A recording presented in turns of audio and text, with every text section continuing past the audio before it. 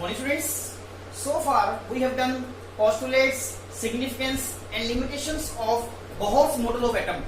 Today we will take numericals related to this topic. Before starting the numericals, let us see the formulas again.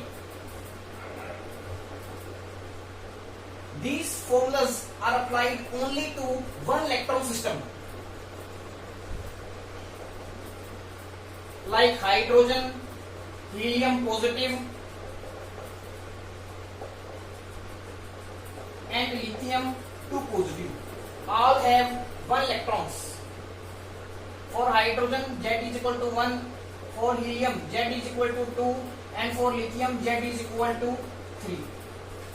First formula is for calculating velocity of electron revolving in the nth orbit. Formula is Z divided by n 2.188 into 10 to the power 6 meter per second. This formula is applied only to one electron system. It means for these species. If you are taking hydrogen, for hydrogen Z is equal to 1 and n is number of the orbit for which you have to calculate the velocity. Vn is velocity of electron revolving in the nth orbit. Second formula is for calculating radius of the nth orbit. Formula is n square divided by Z 0.529 angstrom. 1 angstrom is equal to 10 raised to the power minus 10 meters. Again, here n is number of the orbit for which you want to calculate the radius of the orbit. Third is energy of the electron in nth orbit is given by the formula minus Z square divided by n square into 21.9 into 10 to the power minus 19 joules. In another units, formula is minus Z square divided by n square into 13.6 electron volt. This expression is in units of joule and this expression is in units of electron volt.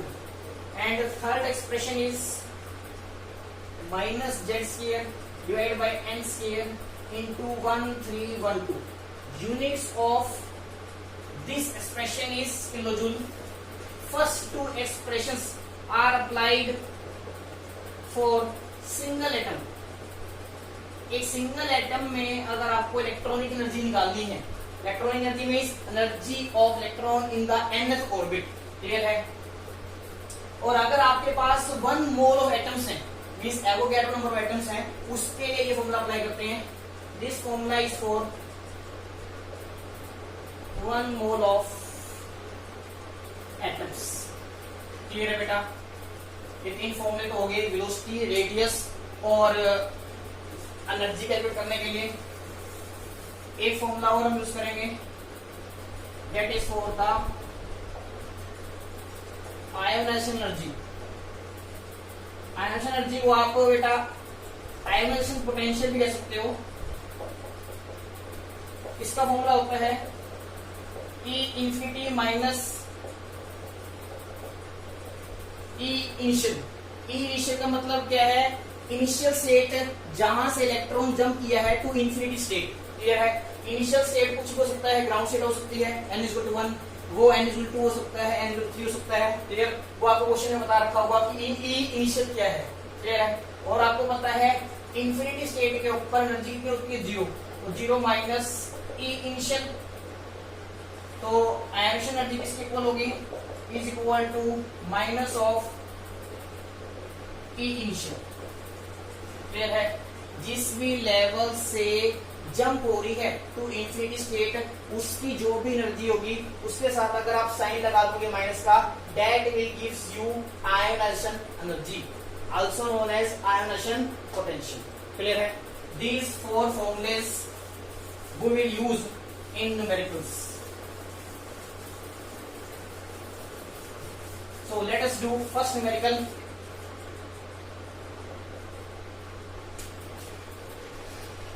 First numerical is calculate the energies of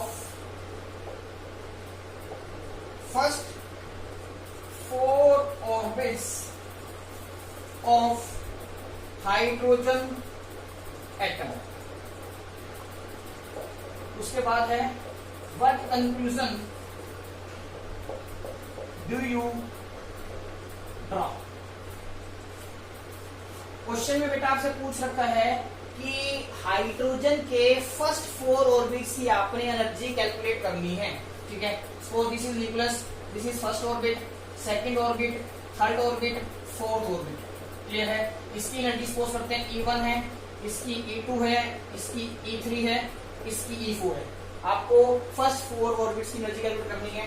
आपको formula पता है En is equal to minus Z square divided by n square into 13.6 electron volt.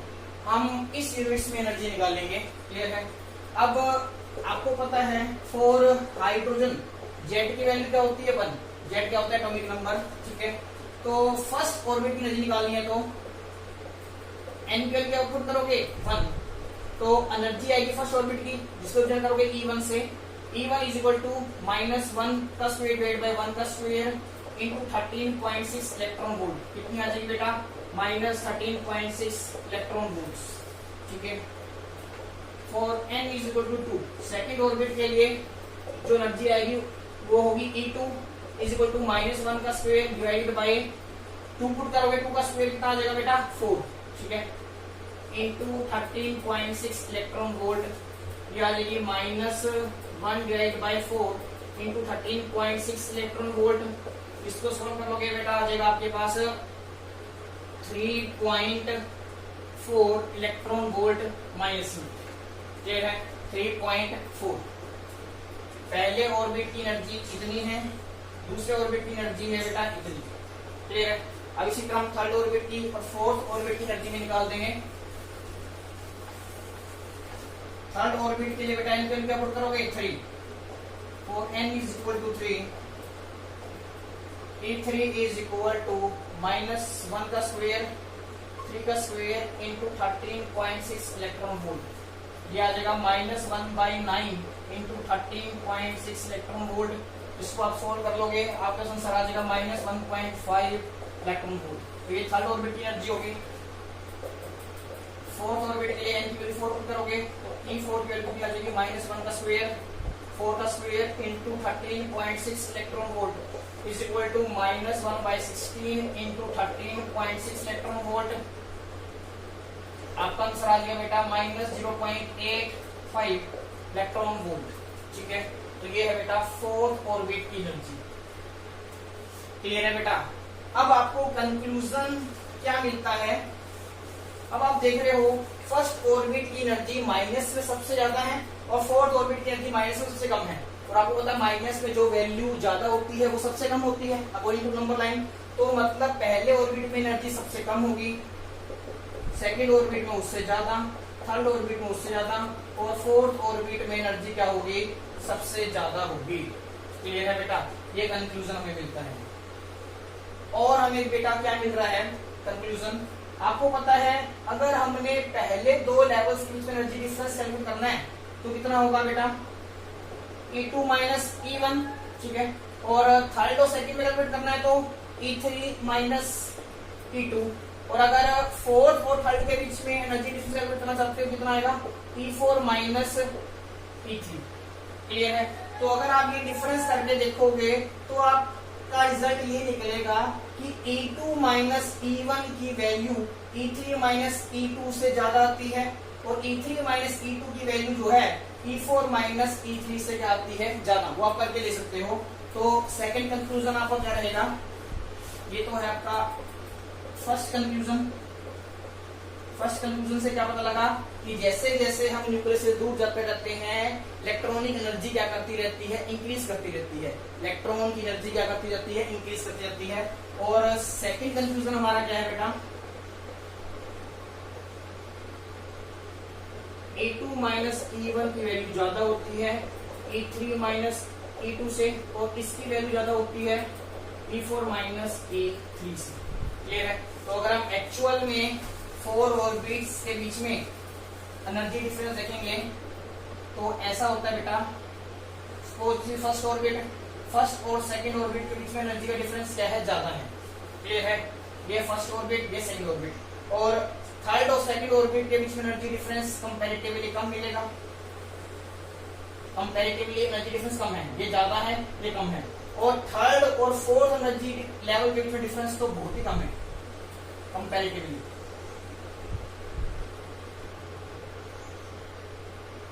Clear?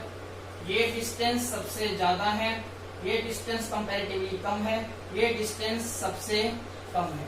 Clear है? तो second conclusion आपका ये है। Clear है बेटा? हाइड्रोजन के केस में फर्स्ट 4 लेवल्स का जो एनर्जी है वो आपको याद रखनी है। पहले की है -13.6 इलेक्ट्रॉन वोल्ट, सेकंड की आई थी -3.4 इलेक्ट्रॉन वोल्ट, थर्ड की आई थी -1.5 इलेक्ट्रॉन वोल्ट, फोर्थ की आई थी 0.85 इलेक्ट्रॉन वोल्ट्स। हाइड्रोजन के केस में फर्स्ट 4 ऑर्बिट्स की एनर्जी क्या होगी, ये आपको लर्न होनी चाहिए। ये आपके लिए ही बेटा यूजफुल है। ये आपका बाकी न्यूमेरिकल्स में टाइम कंज्यूम नहीं करेगी, आपका टाइम बचाएगी। सेकंड न्यूमेरिकल लेते हैं बेटा। सेकंड न्यूमेरिकल है the ionisation energy of hydrogen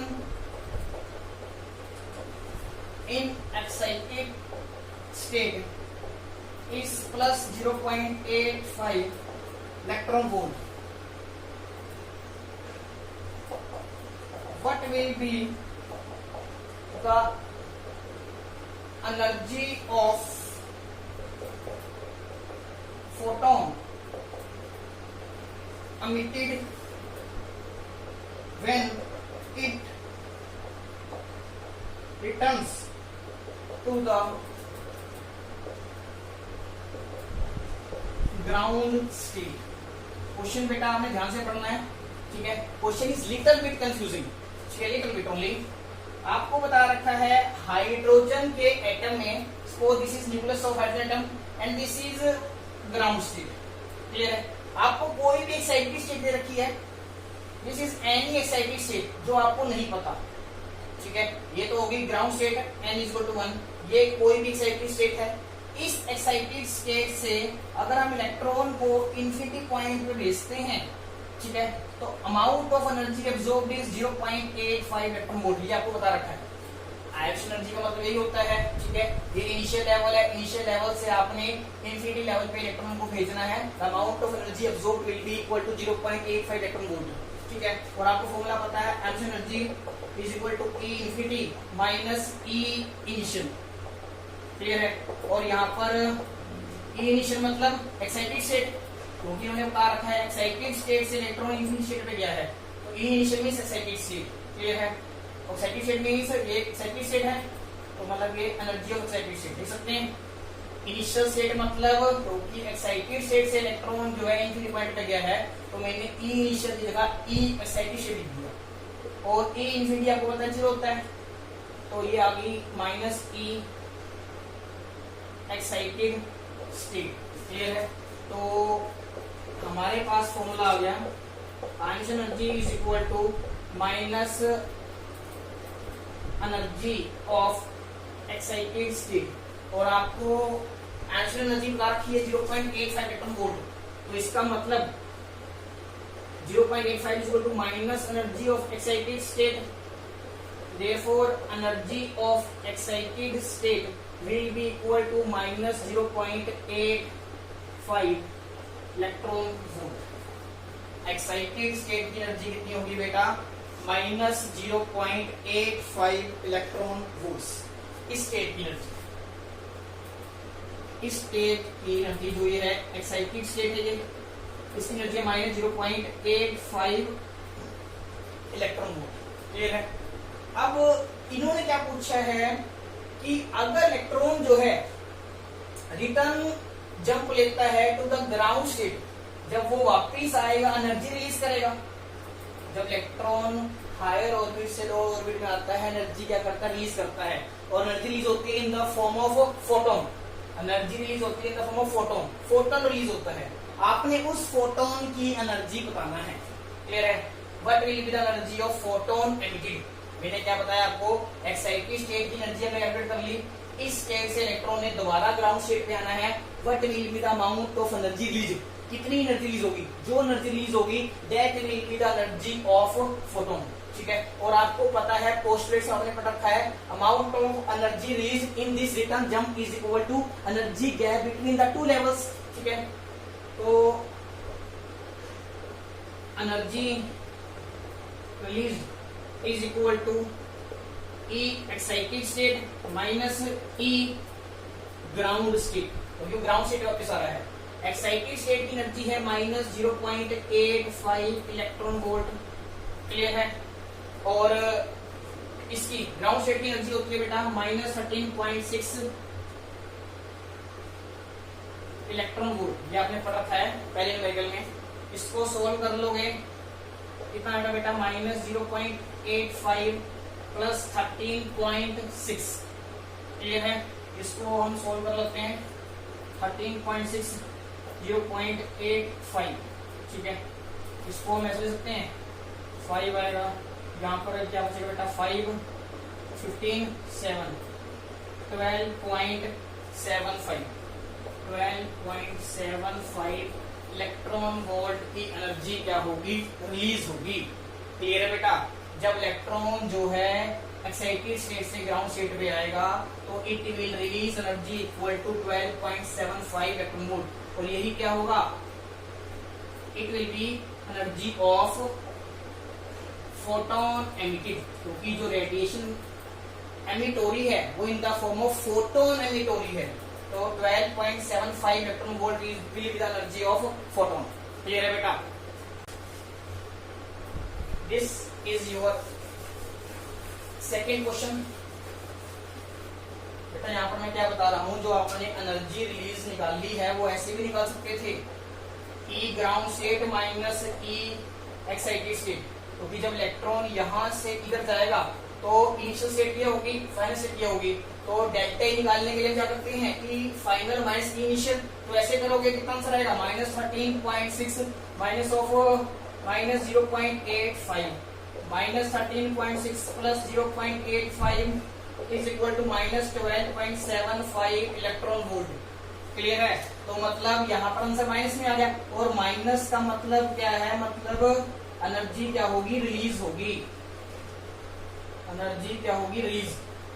दोनों का मतलब सेम है। यहाँ पर 12.75 इलेक्ट्रॉन वोल्ट निकाला है और यहाँ पर माइनस 12.75 इलेक्ट्रॉन वोल्ट निकाला है। क्लियर है? दोनों ही केसेस में एनर्जी तो रिलीज होगी। यहाँ पर माइनस का साइन क्या सिग्निफाई कर रहा है कि एनर्जी इज रिलीज्ड। क्लियर है? तो आप ऐसे भी कर सकते हो, ऐसे भी कर सकते हो। क्लियर है? आपको पता है जब आउटर ऑर्बिट से लोअर ऑर्बिट पे आते हैं एनर्जी रिलीज होती है। और यहाँ पर जो वैल्यू माइनस में आ रही थी, it means energy is released. Clear? Third question करते हैं बेटा।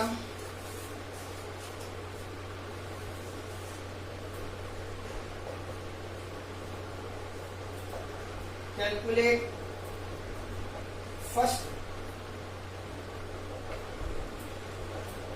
Excitation energy of electron in the hydrogen atom. Next question आइए। इस क्वेश्चन का पहले मतलब समझो बेटा आप। ये है हाइड्रोजन एटम का न्यूक्लियस और ये है इसकी ग्राउंड स्टेट। ग्राउंड स्टेट मतलब n is equal to 1। Clear? Electron जो है ग्राउंड स्टेट में रहता है। अब वो कहता है कि इलेक्ट्रॉन को आपने एक्साइट करवा के फर्स्ट एक्साइटेशन एनर्जी लेवल पे भेजा है। तो first excitation energy level means n is equal to 2।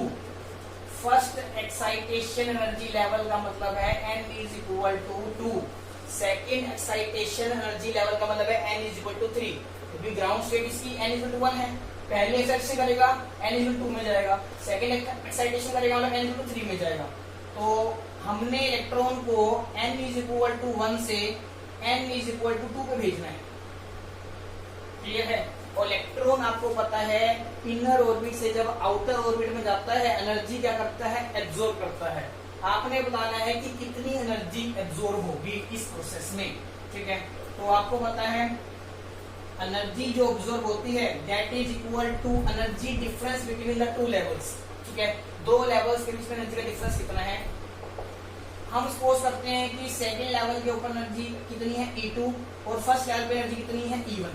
ठीक है, तो energy absorb is equal to E2 minus E1। E2 आपको पता है सेकंड ऑर्बिट में हाइड्रोजन की एनर्जी कितनी होती है, पीछे मैंने आपको बताया था -3.4 इलेक्ट्रॉन वोल्ट, और फर्स्ट ऑर्बिट में कितनी होती है -13.6 इलेक्ट्रॉन वोल्ट। आंसर आ जाएगा -3.4 प्लस 13.6 इलेक्ट्रॉन वोल्ट।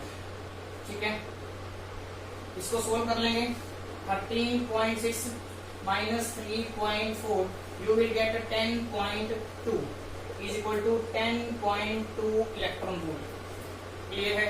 जब electron n is equal to 1 से n इज इक्वल टू 2 पे जाएगा, n is equal to 2 means first excitation energy level. ठीक है, तो amount of energy absorb will be equal to 10.2 electron volt. अगर आप joules में रिपोर्ट करना चाहते हो तो वो कर सकते हो 1 electron volt is equal to 1.66 into 10⁻⁹ joules होता है। तो अगर आप इलेक्ट्रॉन वोल्ट की एनर्जी को जूल्स में कन्वर्ट करना चाहते हो तो multiply with this number. Clear है? तो this is your third numerical.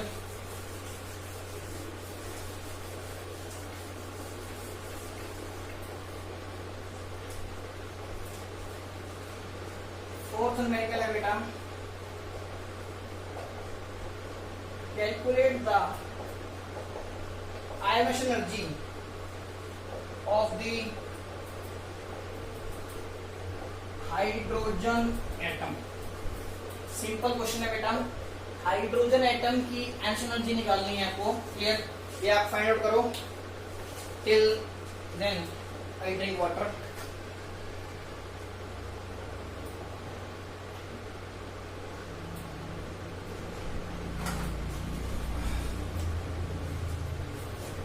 Ionisation energy का फॉर्मूला होता है E infinity minus E initial. और आपको पता है हाइड्रोजन एटम के केस में इलेक्ट्रॉन इनिशियली कौन से लेवल पे प्रेजेंट होता है, ग्राउंड स्टेट में, n इज इक्वल टू 1 पे। तो हम लिख सकते हैं E infinity minus E1। E infinity कितना होता है 0, और पहले लेवल की एनर्जी आपको पता है कितनी होती है -13.6 इलेक्ट्रॉन वोल्ट। सोल्व कर लो, आंसर कितना आ जाएगा 13.6 electron volt, minus minus plus. Clear है? तो हाइड्रोजन एटम की आयनेशन एनर्जी कितनी होगी 13.6 इलेक्ट्रॉन वोल्ट। क्लियर? हाइड्रोजन के केस में इनिशियली इलेक्ट्रॉन कहां पर प्रेजेंट होता है, ग्राउंड स्टेट में। Ground state means n is equal to 1। अगर मैं हाइड्रोजन एटम की फर्स्ट एक्साइटेशन एनर्जी लेवल की बात करता हूं वो n इज 2 होता है। सेकंड एक्साइटेशन एनर्जी लेवल की बात करता हूं वो कौन सा होता है, n is equal to 3। Clear है बेटा? नेक्स्ट न्यूमेरिकल लेते हैं।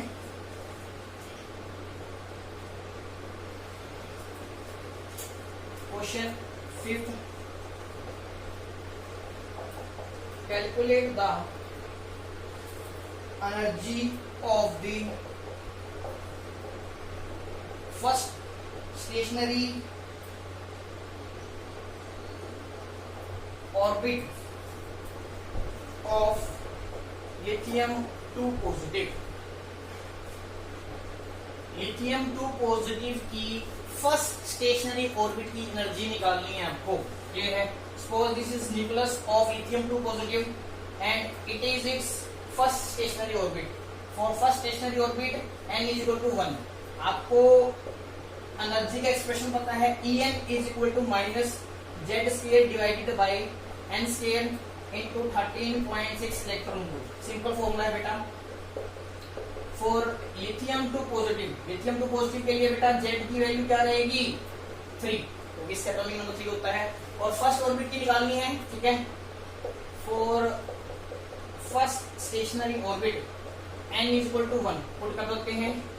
E1 इज इक्वल टू -3 का स्क्वायर डिवाइडेड बाय 1 का square into 13.6 electron volt is equal to -9 into 13.6 electron volt. इसको आप बेटा सोल्व कर लेना, आंसर आ जाएगा नेगेटिव में, ठीक है।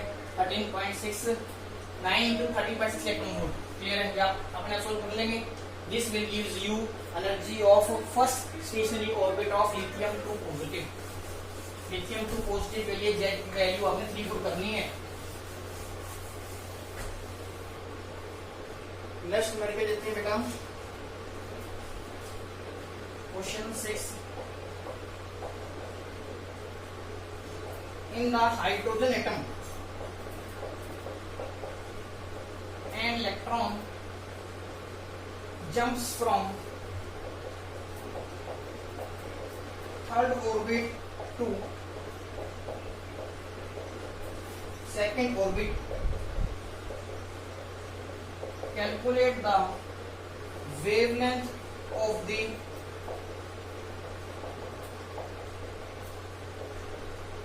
radiation emitted. क्लियर है? इलेक्ट्रॉन जो है बेटा थर्ड लेवल से सेकंड लेवल के ऊपर रिटर्न जंप लेता है, ठीक है। और जब रिटर्न जंप लेगा energy will be released in the form of photon, clear है। तो जो फोटोन रिलीज होगा उसकी आपने वेवलेंथ बतानी है। तो आप ये कैसे बता सकते हो? Using Rydberg's formula.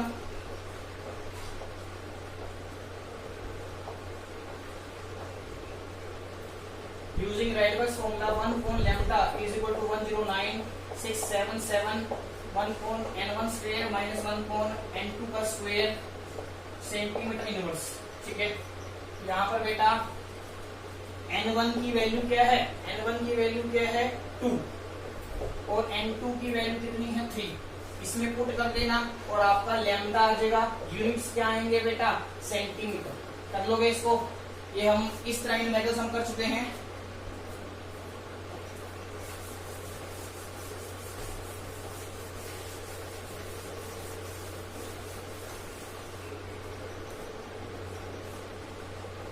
क्वेश्चन 7 लिखते हैं बेटा।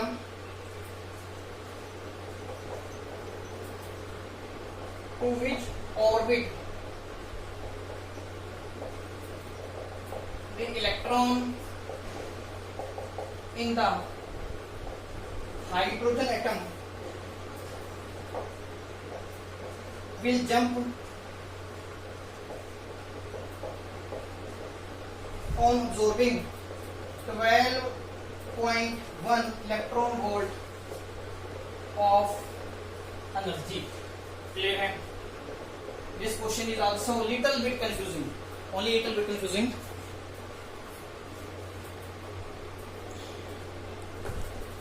इस क्वेश्चन में बेटा आपको क्या बता रखा है? आपके पास हाइड्रोजन एटम है। हाइड्रोजन एटम में इलेक्ट्रॉन कौन सी स्टेट में प्रेजेंट होता है? ग्राउंड स्टेट में। तो ग्राउंड स्टेट के लिए n की वैल्यू क्या होती है? 1। क्लियर है? E1 इलेक्ट्रॉन की एनर्जी कितनी है बेटा? इस स्टेट में कितनी होती है? -13.6 इलेक्ट्रॉन वोल्ट। क्लियर है? हमने क्या किया है? इस इलेक्ट्रॉन को 12.1 इलेक्ट्रॉन वोल्ट की एनर्जी सप्लाई की है, ठीक है। तो ये इतनी एनर्जी एब्जॉर्ब कर लेगा। तो अगर ये इतनी एनर्जी एब्जॉर्ब कर लेता है, ये एनर्जी हम इसमें ऐड कर सकते हैं। आंसर कितना आ जाएगा बेटा? 13.6, ठीक है। और 12.1 प्लस माइनस माइनस साइन किसका आएगा? माइनस का। 6 - 1 5, 13 - 12 = 1। आंसर आ जाएगा -1.5 इलेक्ट्रॉन वोल्ट। क्लियर है? तो मतलब ये एनर्जी एब्जॉर्ब करके एक ऐसे लेवल में चला जाएगा जिस लेवल की एनर्जी कितनी होती है? -1.5 इलेक्ट्रॉन वोल्ट। कितनी एनर्जी इसकी ऑलरेडी थी? 12.1 इलेक्ट्रॉन वोल्ट उसने एनर्जी एब्जॉर्ब कर ली। अब उसकी फाइनल एनर्जी कितनी होगी? -1.5 इलेक्ट्रॉन वोल्ट। मतलब इस लेवल पे जाने के बाद उसकी एनर्जी कितनी होगी? -1.5 इलेक्ट्रॉन वोल्ट। आपको बताना है कि ये कौन सा लेवल है? सेकेंड है, थर्ड है, फोर्थ है, फिफ्थ है, सिक्स्थ है, ये आपको बताना है। क्लियर है? पीछे मैंने आपको बता रखा है -1.5 इलेक्ट्रॉन वोल्ट हाइड्रोजन के कौन से स्टेशनरी ऑर्बिट की एनर्जी होती है? थर्ड। क्लियर है? तो मतलब हम डायरेक्ट बता सकते हैं कि इतनी एनर्जी ऑब्जॉर्व करके इलेक्ट्रॉन जो है थर्ड ऑर्बिट में गया होगा। तो यहाँ पर आप लाइन लिख सकते हो, since -1.5 electron is the energy of third orbit of hydrogen atom, therefore by absorbing 12.1 electron volt energy, electron jumps to third orbit. तो थर्ड ऑर्बिट में उसने क्या की है, जंप ली है। क्लियर है? अगर आपको बेटा नहीं पता कि ये जो एनर्जी आई है किस ऑर्बिट की एनर्जी है, तो आप निकाल भी सकते हो। आपको पता है for hydrogen atom energy of nth orbit is given bye -1/n² into 13.6 electron volt. ठीक है, फॉर्मूला क्या होता है, -z² into 13.6 electron volt. Hydrogen की Z वैल्यू कितनी होती है, 1। ठीक है, तो मतलब इस लेवल की एनर्जी ये होगी, और आपको बता रखा है इस लेवल की एनर्जी -1.5 इलेक्ट्रॉन वोल्ट है। तो ये दोनों को हम सेम रख सकते हैं। Now as En is equal to -1.5 electron volt, therefore -1/n² into 13.6 electron volt is equal to -1.5 electron volt। ठीक है, ये आ जाएगा बेटा 1/n² is equal to 1.5 divided by 13.6। ठीक है, ये 9 पे जाएगा, तो मतलब कितना आ गया, क्या कर लेता हूं मैं, 1/n² is equal to 1/9, तो n is equal to कितना आ गया, 3। क्लियर है? आप ऐसे भी निकाल सकते हो डायरेक्ट। अगर हमें पता है कि ये थर्ड ऑर्बिट की एनर्जी है, तो इलेक्ट्रॉन हम डायरेक्ट बता सकते हैं कि थर्ड ऑर्बिट पे जंप किया होगा। अगर हमको नहीं पता तो आप ऐसे निकाल सकते हो, हाइड्रोजन के किसी भी ऑर्बिट की एनर्जी इतनी होती है।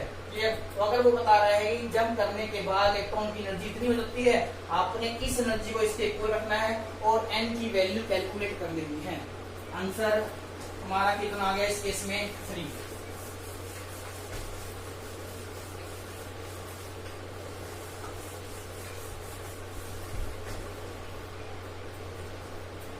नेक्स्ट में क्या लेते हैं बेटा,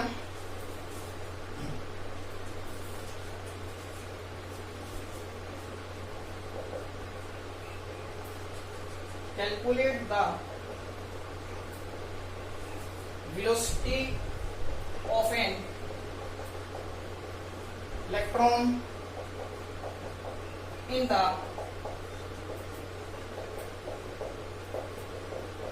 first orbit of hydrogen atom। Second part है third orbit of helium positive. आपको इलेक्ट्रॉन की वेलोसिटी निकालनी है। फॉर्मूला पता है, Vn is equal to z divided by n, 2.188 into 10⁶ metre पर सेकेंड। ये फॉर्मूला होता है, z is atomic number. First part के लिए करते हैं, for first orbit of hydrogen atom. Hydrogen atom है तो z की वैल्यू क्या रहेगी बेटा, 1। और फर्स्ट ऑर्बिट के लिए n इज इक्वल टू 1, तो v1 is equal to 2.188 into 10⁶ metre पर सेकेंड। ये फॉर्मूला आ जाएगा आपके पास। ठीक है, ये आपके पास आंसर आ गया। ये इस फॉर्मूले में आपने z की वैल्यू पुट कर दी, n की वैल्यू पुट कर दी। This your final answer. Second part, for third orbit of helium positive, z की वैल्यू क्या पुट करोगे, 2, क्योंकि हीलियम का एटॉमिक नंबर 2 होता है। थर्ड ऑर्बिट है, एन की वैल्यू क्या पुट कर दोगे, 3। क्लियर? तो V3 की वैल्यू कितनी आ जाएगी बेटा, 2 divide by 3 into 2.188 into 10⁶ metre पर सेकेंड। इसको आप सोल्व कर लेंगे, ये आपका आंसर आ जाएगा। क्लियर है?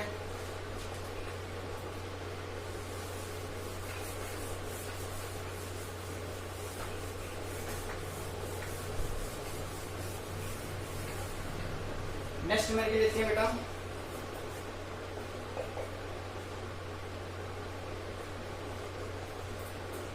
Calculate the radius of the first orbit in helium, second part is lithium two positive. First orbit का रेडियस निकालना है बेटा हमने हीलियम और लिथियम टू पॉजिटिव में। रेडियस ऑफ nth ऑर्बिट का फॉर्मूला होता है n square divide by z into 0.529 angstrom. ठीक है, तो फर्स्ट पार्ट है हमारा फॉर हीलियम। ठीक है, हीलियम के लिए फर्स्ट ऑर्बिट निकालनी है, एन की वैल्यू रहेगी 1 रहेगी और हीलियम का एटॉमिक नंबर कितना होता है 2। ठीक है, तो R1 is equal to 1 divide by 2 into 0.529 angstrom. इसको आप सोल्व कर लेंगे, आपका एंगस्ट्रॉम में आंसर आ जाएगा। सेकेंड है फॉर लिथियम टू पॉजिटिव। ठीक है, लिथियम टू पॉजिटिव के लिए बेटा फर्स्ट ऑर्बिट रेडियस निकालना है, एन की वैल्यू रहेगी 1 रहेगी, एटॉमिक नंबर इसका 3 होता है, तो radius of first orbit is given by N की वैल्यू पुट कर दो 1 का स्क्वायर 1, जेड की वैल्यू पुट करोगे 3 इंटू 0.529 एंगस्ट्रॉम। ये आपका आंसर आ जाएगा, इसको आपने सोल्व कर लेना है। यूनिट्स आएंगे एंगस्ट्रॉम। क्लियर है, यहाँ पर बेटा हीलियम पॉजिटिव होगा, helium positive.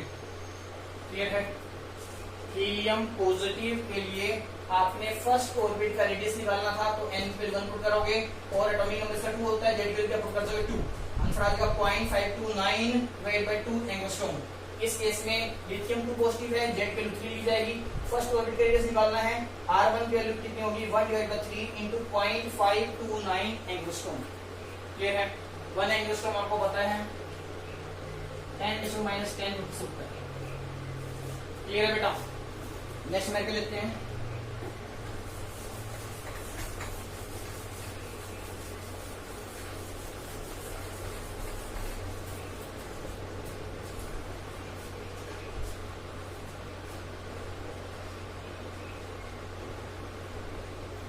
how many possible lines are obtained in the spectra of hydrogen when electronic transition occurs from n2 is equal to 4 to n1 is equal to 1। Means electron जो है fourth level से first level पे आ रहा है। Clear है, in the spectrum of hydrogen how many maximum number of possible lines can be obtained. आपको maximum lines obtained का मैंने फॉर्मूला करवाया हुआ है लास्ट वीडियो में।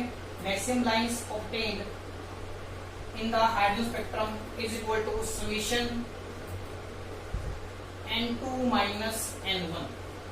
यहाँ पर n2 की वैल्यू कितनी है बेटा 4, n1 की वैल्यू कितनी है 1, 4 minus 1, समीशन 3 कितना आ जाएगा बेटा 3 plus 2 plus 1 plus 0, कितना आंसर आ जाएगा बेटा 6। तो मैक्सिमम कितनी लाइंस बनेंगी इसमें 6। क्लियर है, जब इलेक्ट्रॉनिक ट्रांसफॉर्मेशन होगी from fourth level to first level maximum lines can be formed is equal to 6। तो बेटा जब इलेक्ट्रॉनिक ट्रांजिशन होती है from n2 is equal to 4 to n1 is equal to 1, तो मैक्सिमम लाइंस कितनी आती हैं 6। तो यहाँ पर 6 लाइंस का मतलब ये नहीं है कि सिंगल इलेक्ट्रॉन की ट्रांजिशन से 6 लाइंस आएंगी, ऐसा नहीं है। हमारे पास डिस्चार्ज ट्यूब में हाइड्रोजन गैस थी, हाइड्रोजन गैस के अंदर क्या होते हैं हाइड्रोजन के मॉलिक्यूल्स। ठीक है, जब हम हाई पोटेंशियल डिफरेंस अप्लाई करते हैं मॉलिक्यूल्स जो है एटम्स में ब्रेक डाउन करते हैं और एटम्स के अंदर जो इलेक्ट्रॉन होते हैं वो एनर्जी क्या करते हैं एब्जॉर्ब करते हैं। ठीक है, हम सपोज करते हैं कि इलेक्ट्रॉन्स जो हैं एब्जॉर्ब करने के बाद फोर्थ लेवल में गए थे। इलेक्ट्रॉन्स जो हैं एटम्स के अंदर फर्स्ट लेवल से जंप करके कहाँ गए थे, फोर्थ लेवल पे। हमने बताना है कि जब फोर्थ लेवल से फर्स्ट लेवल के ऊपर रिटर्न जंप लेंगे तो मैक्सिमम कितनी लाइंस बन सकती हैं। क्लियर है, तो इसमें बहुत सारे एटम्स इन्वॉल्व हैं और बहुत सारे एटम्स के अंदर उतने ही इलेक्ट्रॉन्स इन्वॉल्व हैं, because each hydrogen atom contain 1 electron. तो 6 लाइंस कौन कौन सी हैं मैं आपको बता रहा हूँ। या तो हो सकता है कि इलेक्ट्रॉन जो है फोर्थ लेवल से डायरेक्ट फर्स्ट लेवल पे जंप ले ले, ठीक है। या ऐसा हो सकता है कुछ इलेक्ट्रॉन 4 से पहले आए थर्ड लेवल पे और उसके बाद थर्ड लेवल से फर्स्ट लेवल पे जंप ले ले, ठीक है। यहाँ पर तो ये अपना काम एक ही जंप में कर रहा है, यहाँ पर ये अपना काम 2 जंप्स में कर रहा है। पहले 4 से 3 पे जाएगा, 3 से 1 पे जाएगा, ठीक है। या ऐसा हो सकता है कि वो 4 से 3 पे जाए, 3 से 2 पे जाए और 2 से 1 पे जाए। यही काम वो 3 जंप्स में कर रहा है। या वो ऐसा हो सकता है कि 4 से 2 पे जाए और 2 से 1 पे जाए। क्लियर है, तो टोटल पॉसिबल रिटर्न जंप्स ये हो सकती है। अब इसमें देखो कौन कौन सी लाइंस बन सकती हैं। ये एक लाइन ये बनेगी, एक लाइन ये बनेगी, एक लाइन ये बनेगी, ठीक है। एक लाइन ये बनेगी, एक लाइन ये बनेगी, एक लाइन ये बनेगी। अब 2 to 1 हो चुका है, इन दोनों की लाइन तो सेम होगी और 4 to 3, ठीक है, इन दोनों की लाइन सेम होगी। तो टोटल डिफरेंट लाइंस कितनी बन सकती हैं, 1 2 3 4 5 6। तो इसका मतलब जब हाइड्रोजन के एटम में इलेक्ट्रॉनिक ट्रांजिशन होती है from fourth level to first level, maximum lines can be obtained is given by the formula this gives us answer 6। वो 6 लाइंस कौन कौन सी हैं, 4 to 1, 4 to 3, 3 to 1, ठीक है, 3 to 2, 2 to 1, 4 to 2। These are possible 6 lines। Clear है बेटा। इसी के साथ एक पार्ट और था बेटा, how many of these lines lie in visible region। Visible region में कौन सी लाइंस लाई करेगी, और आपको पता है विजिबल रीजन में कौन सी लाइंस लाई करती हैं, बाल्मर सीरीज की, ठीक है, बाल्मर सीरीज की लाई करती हैं। और बाल्मर सीरीज के लिए बेटा N1 की वैल्यू क्या होती है, 2। क्लियर है, तो जिस लाइन के लिए N1 की वैल्यू 2 रहेगी वही विजिबल रीजन में लाई करेगी। वो कौन कौन सी है, एक तो ये है और एक ये है, ठीक है। तो इसका मतलब क्या हुआ, 2 lines lie in visible region. 6 में से 2 लाइंस ऐसी होंगी जो विजिबल रीजन में लाई करेंगी और हम सिर्फ विजिबल रीजन में ही दे सकते हैं। क्लियर है, तो out of 6 we can see only 2 lines.